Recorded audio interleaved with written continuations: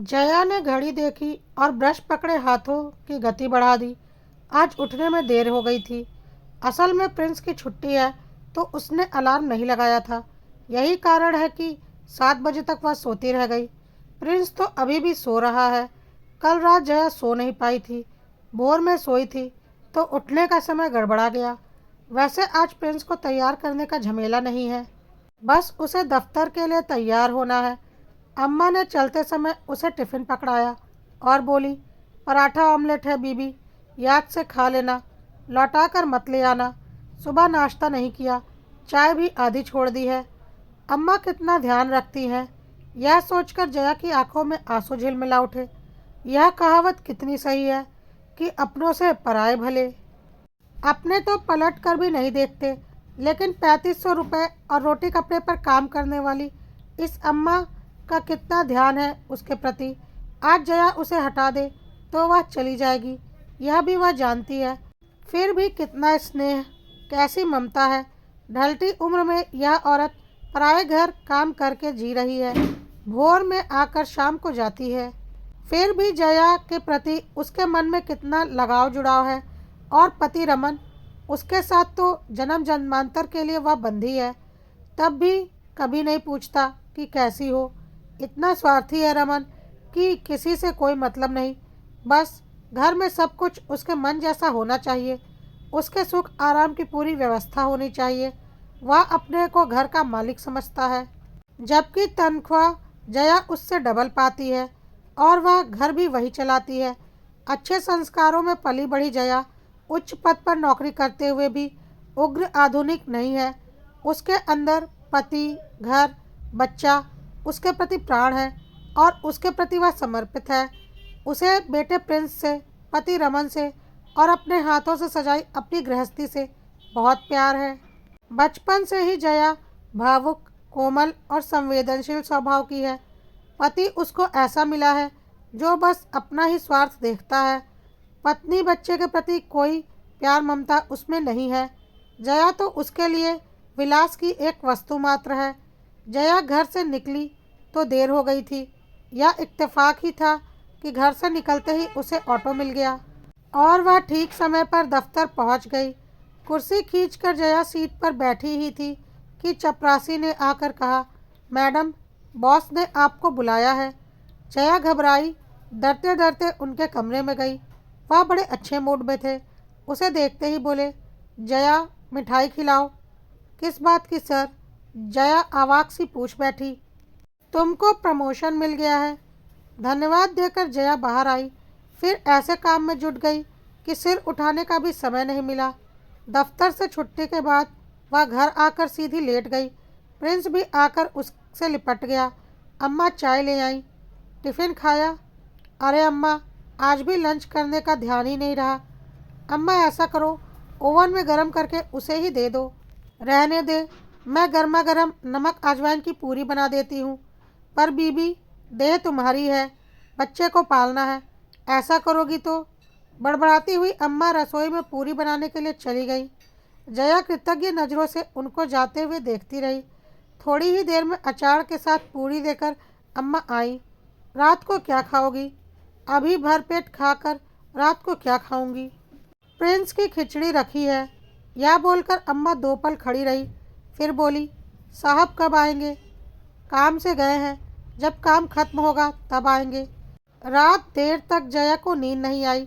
अपने पति रमन के बारे में सोचती रही कि वह अब कुछ ज़्यादा ही बाहर जाने लगे हैं।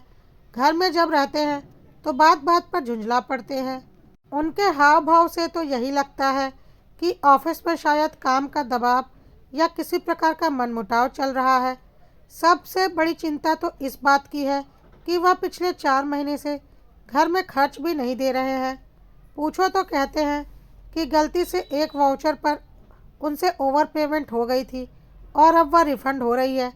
अब इसके आगे जया क्या कहती? ऐसी गलती होती तो नहीं, पर इंसान से भूल हो भी सकती है। रमन पर वह अपने से ज़्यादा भरोसा करती है। थोड़ा सख्त मिजाज तो है, पर कपटी नहीं है। सोचते सोचते पता नहीं कब उसे नींद आ गई।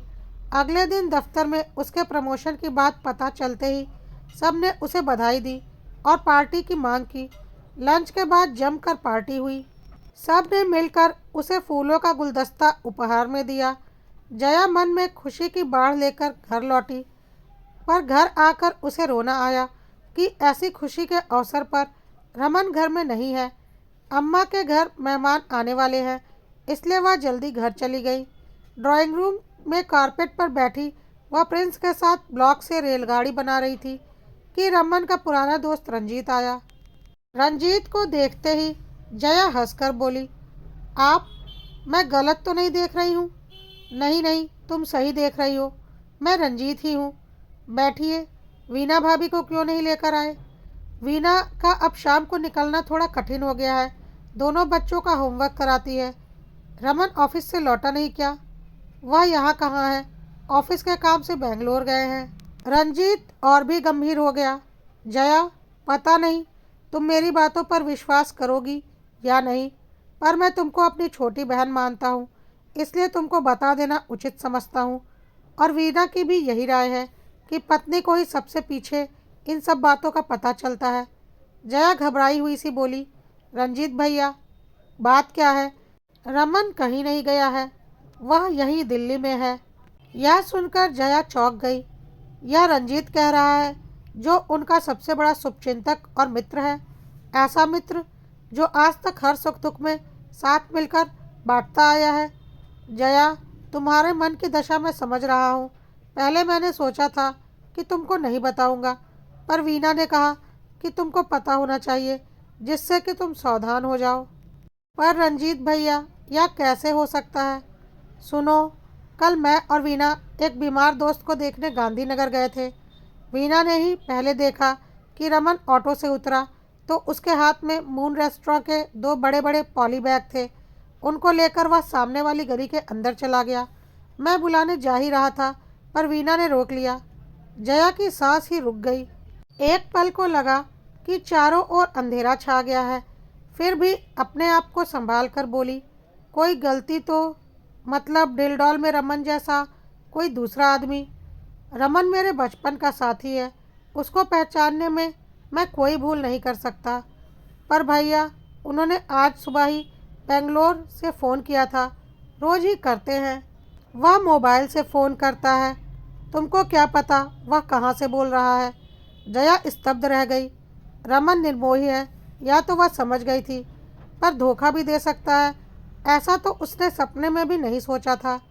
रंजीत गंभीर और चिंतित था। बोला, तुम्हारे पारिवारिक मामलों में मेरा दखल देना ठीक नहीं है, फिर भी पूछ रहा हूँ, रमन तुमको अपनी तनख्वाह लाकर देता है या नहीं?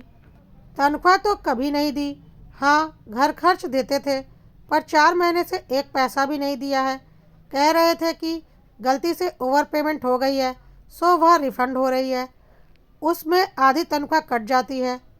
जया, तुम पढ़ी लिखी हो, समझदार हो, अच्छे पद पर नौकरी कर रही हो, घर के बाहर का संसार देख रही हो, फिर भी रमन तुम्हें मूर्ख बना रहा है और तुम बन गई। यह कैसा अंधा विश्वास है तुम्हारा पति पर?